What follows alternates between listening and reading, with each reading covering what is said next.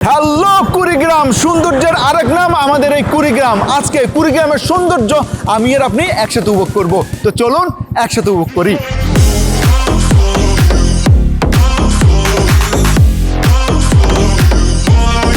আজকের এই ভিডিওতে কুড়িগ্রামের সমস্ত সৌন্দর্য আপনার সামনে তুলে ধরবার সাথে সাথে কমপ্লিট একটি ভ্রমণ গাইডলাইন দিব। তো অবশ্যই ভিডিওটি না টেনে সম্পূর্ণ দেখবেন। তো চলুন ভিডিও শুরু করি। হ্যালো গাইস, ইসমি লাকসু and welcome to my blog Kurigram. Kurigram বাংলাদেশের উত্তর পশ্চিম অঞ্চলের রংপুর বিভাগের একটি প্রশাসনিক অঞ্চল। ধল্লা নদীর দুই প্রান্তে গড়ে ওঠা কুড়িগ্রাম জেলার উত্তরে ভারতের পশ্চিমবঙ্গ, দক্ষিণে গাইবান্ধা আর জামালপুর জেলা, পূর্বে ভারতের আসাম এবং পশ্চিমে লালমনিরহাট ও রংপুর জেলা। এই কুড়িগ্রামের আয়তন প্রায় 2245 বর্গ কিলোমিটার এবং এখানে মানুষ বসবাস করে প্রায় 40 লক্ষেরও বেশি। প্রচলিত লোকশ্রুতি অনুসারে কোনো এক সময় মহারাজা বিশ্বসিংহ 20টি জেলে পরিবারকে উচ্চ শ্রেণীর হিন্দু রূপে স্বীকৃতি দিয়ে এই অঞ্চলে প্রেরণ করে। আবার কেউ কেউ বলে সুবিধাবঞ্চিত নিচু শ্রেণীর হিন্দু 20টি পরিবারকে এখানে প্রেরণ করা হয়েছিল বা আনয়ন করা হয়েছিল। আবার কারো কারো মতে 20টি সাপুরে পরিবার এই অঞ্চলে বসতি স্থাপন করে। যাই হোক, এই 20টি পরিবার নিয়েই একটি গ্রাম তৈরি হয়েছিল এবং এই 20টি পরিবারকে কেন্দ্র করেই এই অঞ্চলের নামকরণ করা হয়েছে কুড়িগ্রাম। ঢাকা থেকে বাস কিংবা ট্রেনে আপনি সরাসরি এই কুড়িগ্রাম জেলাতে আসতে পারবেন। বাসের ভাড়া সর্বনিম্ন 900 থেকে সর্বোচ্চ 1200 টাকা হতে পারে এবং ট্রেনের ভাড়া জনপ্রতি সর্বনিম্ন 650 থেকে সর্বোচ্চ 1250 টাকা হতে পারে। যারা ট্রাভেলিং টাইমে ট্রাভেলিং টি শার্ট পরতে চান কিংবা ট্রাভেল রিলেটেড সমস্ত গেজেট পেতে চান, তারা এখনই যোগাযোগ করুন লাকসু পয়েন্ট ফেসবুক পেজে কিংবা স্ক্রিনে দেখানো নাম্বারে এখনই কল করুন। গুড মর্নিং কুড়িগ্রাম, সবাই কেমন আছেন? আশা করি সবাই খুবই ভালো আছেন। আমার পিছনে খুব সুন্দর করে লেখা আই লাভ কুড়িগ্রাম। আসলে কুড়িগ্রামকে আমি ভালোবাসি আর এই কারণেই আই লাভ কুড়িগ্রামের এইখানে চলে আসছি। আর আমার সামনে রয়েছে সুন্দর একটি ছোট দিঘি এবং দিঘিটিকে খুব সুন্দর করে সাজানো হয়েছে। আর এখন বুঝতেই পারছেন যে আমি কোথায়। আমি আছি কুড়িগ্রামের জজকোটের পাশে যে ছোট একটি লেক, সেই লেকে।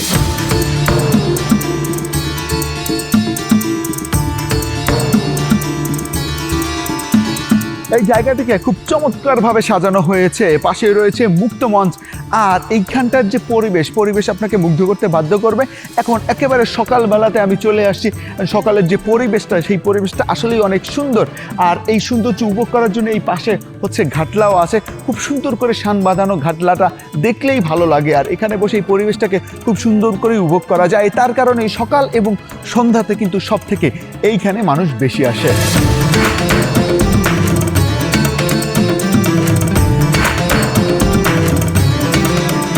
কুড়িগ্রামের সব থেকে পরিচিত যে সরকারি কলেজ রয়েছে, সেই সরকারি কলেজের পাশেই রয়েছে জজকোট এবং জজকোটের পাশেই রয়েছে এই খুব সুন্দর জায়গাটি। আপনার যদি সময় হয় তাহলে অবশ্যই আপনি ঘুরে যাবেন এই সুন্দর জায়গা থেকে। বর্তমানে এখন আমি আছি কুড়িগ্রামের ঐতিহ্য এবং সবথেকে জনপ্রিয় একটি স্থান, সেটি হচ্ছে কুড়িগ্রাম সরকারি কলেজ। অনেকে এটিকে কুড়িগ্রাম কলেজ হিসেবেও চিনে থাকে। আর এটি প্রতিষ্ঠিত হয় 1961 সালে।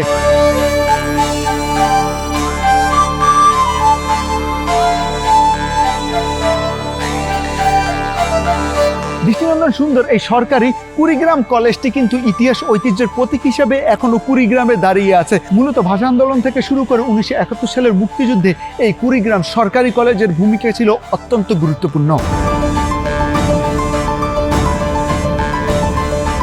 এখানে বড় একটি খেলার মাঠ রয়েছে, প্রশাসনিক ভবন রয়েছে, ছাত্র হল রয়েছে, ছাত্রী হল। আসলে একটি সরকারি কলেজে যা যা দরকার সব কিছুই রয়েছে এই কুড়িগ্রাম সরকারি কলেজে। সত্যি কথা বলতে, আপনার যদি সময় থাকে, আপনি যদি এখানে আসেন, এই যে কুড়িগ্রাম সরকারি কলেজের সৌন্দর্য দেখলে আপনার ভীষণ ভালো লাগবে। আপনার যদি অতিরিক্ত বেশি সময় থাকে, এখানে বন্ধুবান্ধব নিয়ে আড্ডা দিতে পারেন। আসলে মূলত কুড়িগ্রাম খুব ছোট একটি জায়গা। এই জায়গায় ঘোরার মতো খুব ছোট ছোট প্লেস আছে, যার মধ্যে এটি অন্যতম। সো আপনার যদি সময় হয় অবশ্যই আপনি যদি কুড়িগ্রামে আসেন, এই সরকারি কলেজ হয়ে যাবেন। এখন এই কলেজ থেকে একটি রিক্সা নিয়ে 50 থেকে 60 টাকা ভাড়া দিয়ে সরাসরি চলে যাবেন ধল্লা ব্রিজে। বর্তমানে এখন আমি আছি কুড়িগ্রামের ঐতিহ্যবাহী এবং দর্শনীয় একটি স্থান, এবং এই স্থানটি হচ্ছে একটি ব্রিজ, যে ব্রিজের নাম হচ্ছে ধল্লা ব্রিজ। ধল্লা নদীর উপরে এই ব্রিজটি হবার কারণে এই ব্রিজের নাম হয়েছে ধল্লা ব্রিজ।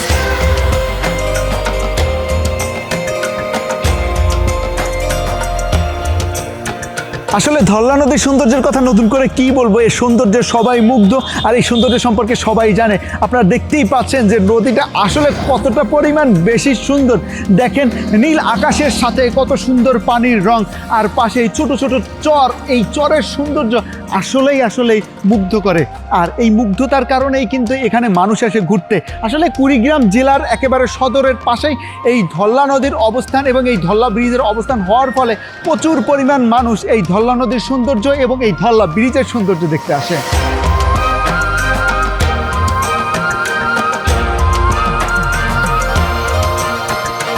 2003 সালে এই ব্রিজটি নির্মাণ করার পর থেকে এখানে সাধারণ মানুষের আনাগোনা বাড়ে, এবং বাড়তে একটা পর্যায়ে এই স্থানটি পর্যটন স্পটে পরিণত হয়। বর্তমানে এই স্পটটি কিন্তু অন্যতম একটি বিনোদন কেন্দ্র এবং পর্যটন স্পট হিসেবে দাঁড়িয়েছে।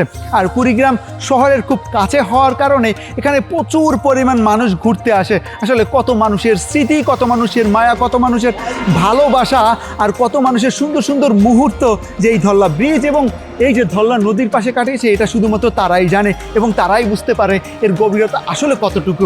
সত্যি কথা বলতে এই ব্রিজটি দেখলে আপনার ভীষণ ভালো লাগবে, বিশেষ করে বিকেলবেলাতে যদি আসেন। এই ব্রিজের সৌন্দর্য আসলে অন্যরকম, বেশি সুন্দর দেখতে। নদীর ধারেই রয়েছে খুবই সুন্দর দুইটি বাঁধ। আসলে বিকেল বেলাতে সূর্যাস্তের সাথে যদি এই নদীর সৌন্দর্য আর এই ব্রিজের সৌন্দর্য আপনি উপভোগ করতে পারেন, তাহলে আপনার জীবনের খুবই সুন্দর একটি মুহূর্ত আপনি এখানে বসে কাটাতে পারবেন।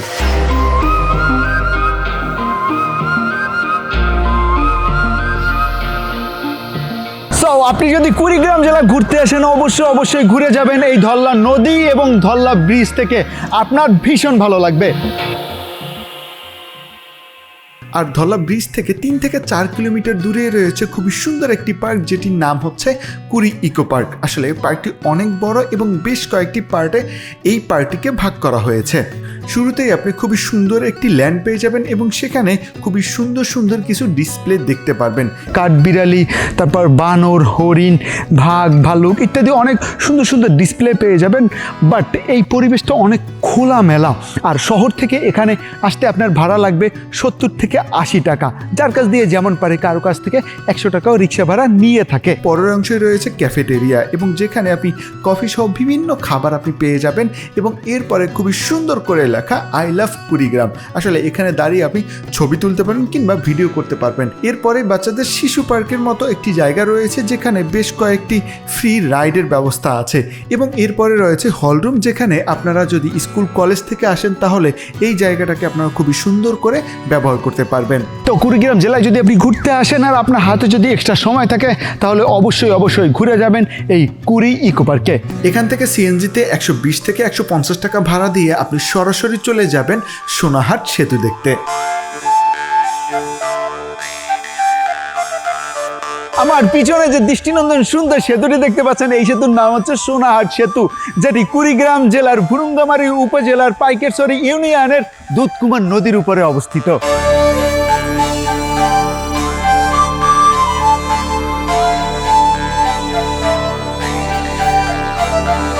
দৃষ্টিনন্দন এই সেতুটি স্থানীয়দের কাছে পাইটেশ্বরী সেতু নামে বেশ সুপরিচিত। আর এই যে পিছনের যে সেতুটি, এটি ছিল সর্বপ্রথম কিন্তু রেল সেতু। বর্তমানে এই রেল সেতুকেই সড়ক সেতু হিসেবে রূপান্তরিত করা হয়েছে।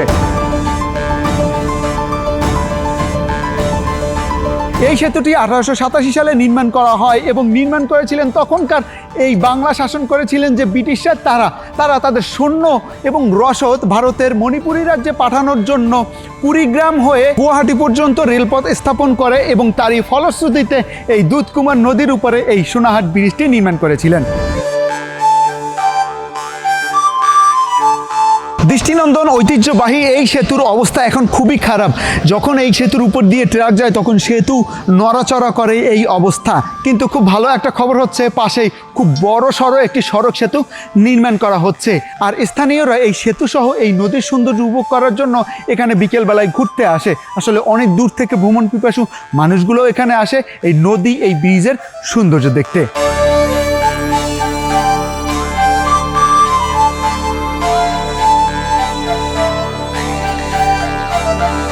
আপনি যদি কুড়িগ্রাম ঘুরতে আসেন অবশ্যই দেখে যাবেন এই দুধকুমার নদীর উপরে স্থাপিত ঐতিহ্যবাহী সোনাহাট সেতুটি।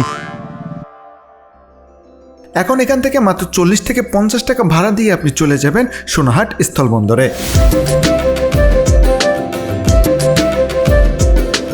বর্তমানে এখন আমি আছি একটি স্থলবন্দরে এবং এই স্থলবন্দরের নাম হচ্ছে সোনাহাট স্থলবন্দর। মূলত এটি হচ্ছে কুড়িগ্রাম জেলায় অবস্থিত। কুড়িগ্রাম জেলার ভুরুঙ্গামারী উপজেলার সোনাহাট ইউনিয়নে এই স্থলবন্দরটির অবস্থান।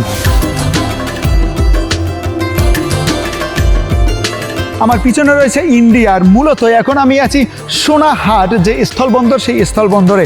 আর প্রতিদিন এই সোনাহাট স্থলবন্দরে 80 থেকে 100টি ট্রাক ইন্ডিয়া থেকে আসে এবং তাদের পণ্য খালাস করে আবার চলে যায়।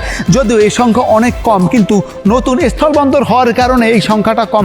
ধীরে ধীরে আরও এই স্থলবন্দরের অবকাঠামোগুলো বাড়বে এবং ট্রাকের সংখ্যাও বাড়বে এবং পণ্য খালাসের সংখ্যাও বাড়বে। আর অ্যাকচুয়ালি এখানে আসলে আপনার ভালো লাগবে, কারণ আপনি এখানে হচ্ছে ইন্ডিয়ার বর্ডার দেখতে পারবেন, কাঁটাতার দেখতে পারবেন, যেটা যারা বর্ডার সীমান্তে না থাকে তাদের জন্য অনেক ভালো লাগার বিষয় একটা। সো আমি এখানে আসি, আমারও ভালো লেগেছে। আর কুড়িগ্রাম থেকে এই স্থলবন্দরের দূরত্ব হচ্ছে 50 কিলোমিটার। তো আপনি যদি কুড়িগ্রাম জেলা ঘুরতে আসেন অবশ্যই দেখে যাবেন এই সোনাহাট স্থলবন্দরটি, এবং ওই যে 1009 নম্বর পিলার আছে ওখানে ছবি তুলবেন, ভিডিও করবেন, আপনার ভীষণ ভালো লাগবে। কুড়িগ্রাম শহর থেকে 80 থেকে 100 টাকা ভাড়া দিয়ে আপনি সরাসরি চলে যেতে পারবেন উলিপুর মুন্সিবাড়িতে।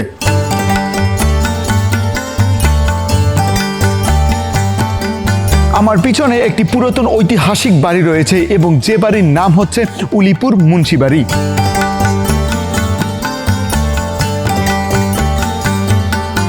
সুন্দর দৃষ্টিনন্দন এই বাড়িটি কুড়িগ্রাম জেলার উলিপুর উপজেলার ধরনী নামে ইউনিয়নে অবস্থিত।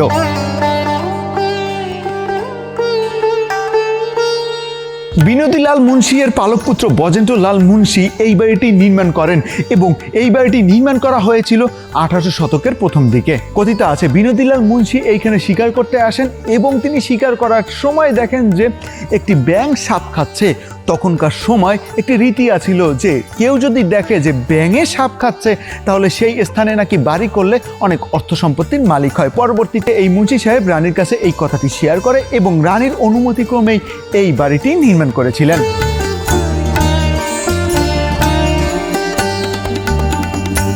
1971 সালে মুক্তিযুদ্ধের সময় এখানে যারা উত্তরাধিকার সূত্রে এই বাড়ির মালিক ছিলেন তারা কলকাতা গমন করেন এবং সেখানেই বসবাস শুরু করেন। কিন্তু পরবর্তীতে এই বাড়ির মালিকানার ব্যাপকভাবে পরিবর্তন হয়। বর্তমানে এই বাড়িটি বাংলাদেশ প্রত্নতত্ত্ব অধিদপ্তরের অধীনে রয়েছে এবং এই বাড়ির 2টি ভবন এখন ভূমি অফিসে রূপান্তরিত হয়েছে। আর পাশেই একটি মন্দির আছে যেখানে প্রতিনিয়ত পূজা অর্চনা করা হয়।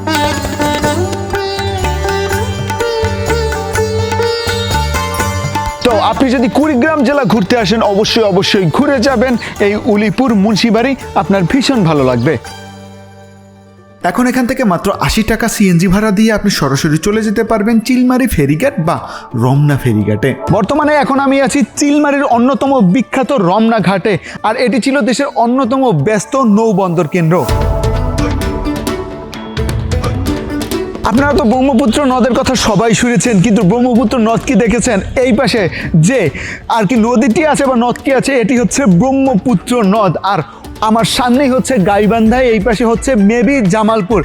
আসলে এই নদীর সৌন্দর্য এখানে আসলে আপনি দেখতে পারবেন। বিশেষ করে যদি সূর্যোদয় এবং সূর্যাস্তের সময় আসেন তাহলে নদীর সৌন্দর্য খুব সুন্দর করেই উপভোগ করতে পারবেন। আসলে নদীর পার হচ্ছে ক্লান্তি নিরসনের অন্যতম শ্রেষ্ঠ একটি জায়গা। আপনি যখন এই নদীর পাশে আসবেন এই নদীর সতেজ বাতাস আপনার মনকে ঠান্ডা করে দিবে। এই নদীর সৌন্দর্য আপনাকে মুগ্ধ করতে বাধ্য করবে এবং নদীর মূল সৌন্দর্য হচ্ছে নদীর আশেপাশের জীবনযাত্রা। আপনি যখন আশেপাশের দিকে তাকাবেন দেখবেন যে জেলে মাছ ধরছে, মাঝি তার নৌকা নিয়ে চলে যাচ্ছে, কিংবা ট্রলারের মাধ্যমে এক স্থান থেকে অন্য স্থানে পারাপার হচ্ছে যাত্রীরা।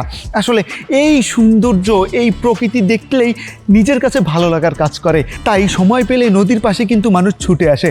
আপনিও যদি সময় পান আপনিও ছুটে আসবেন এই নদীর পাশে, আপনার ভীষণ ভালো লাগবে।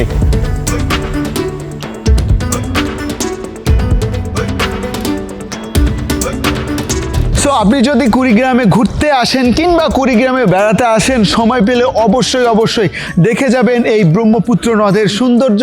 আর এই সৌন্দর্য দেখতে হলে অবশ্যই আপনাকে এই ব্রহ্মপুত্র নদ ঘেরা যে ফেরিঘাটটি আছে সেখানে আসতে হবে, যে ফেরিঘাটের নাম হচ্ছে রমনা ফেরিঘাট। কুড়িগ্রাম শহর থেকে জনপ্রতি মাত্র 100 টাকা সিএনজি ভাড়া দিয়ে আপনি সরাসরি চলে যেতে পারবেন ধল্লা দ্বিতীয় ব্রিজে। বর্তমানে আমি খুবই সুন্দর একটি জায়গায় আছি, আর এই জায়গাটি হচ্ছে একটি ব্রিজ। আসলে ধল্লা নদীর উপরে খুব সুন্দর একটি ব্রিজ, আর এই ব্রিজের নাম হচ্ছে ধল্লা দ্বিতীয় ব্রিজ। আর এই ব্রিজটি কুড়িগ্রাম জেলার ফুলবাড়িতে অবস্থিত।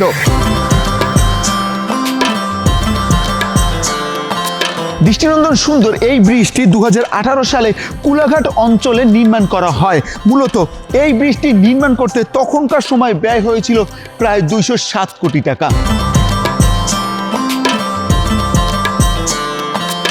ধল্লা নদীর উপরে এই সুন্দর ব্রিজটি যদি আপনি দেখতে আসেন, আপনার ভীষণ ভালো লাগবে।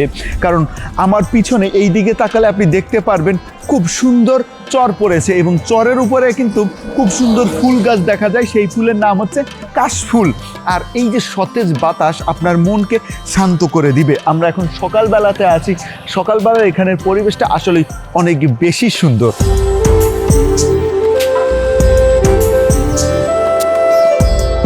বিকেলবেলাতে এখানে কিন্তু অনেক মানুষের সমাগম হয়। আসলে এই নদীর সৌন্দর্য এবং এই ব্রিজের সৌন্দর্য দেখতে এখানে মানুষের ভিড় জমে। বিশেষ করে শুক্র এবং শনিবার বা বন্ধের দিনে কিন্তু এখানে প্রচুর পরিমাণ মানুষ হয়। আর আপনি যদি এখানে আসেন তাহলে সকালবেলা আর নয়তো বিকেলবেলাতে আসবেন, তাহলে খুব সুন্দর করে এই নদীর সৌন্দর্য এবং এই ব্রিজের সৌন্দর্য উপভোগ করতে পারবেন। আর এখানে কিন্তু অনেক রকমের দোকান বসে, এই যে আশেপাশে অনেক রকমের দোকান আছে, আপনি চটপটি, ফুচকা ইত্যাদি অনেক কিছুই পেয়ে যাবেন।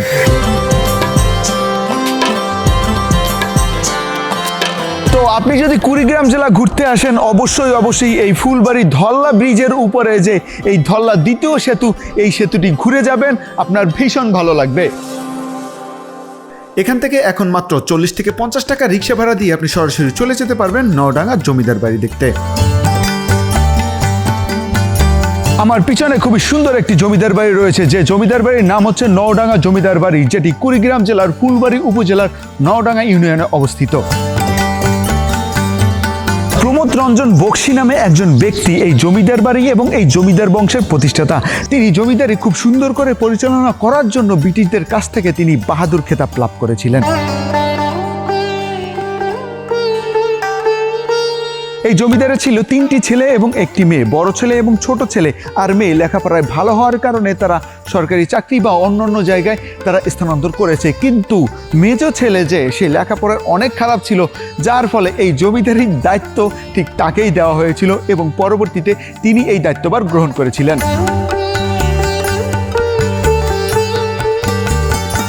জমিদারি প্রথা বিলুপ্ত হওয়ার আগ পর্যন্ত কিন্তু তাদের বংশধররা এখানে ছিল, এবং জমিদারি প্রথা যখন বিলুপ্ত হয়ে যায় তখন তারা ভারতে পাড়ি জমায় এবং সেখানেই বসবাস শুরু করে।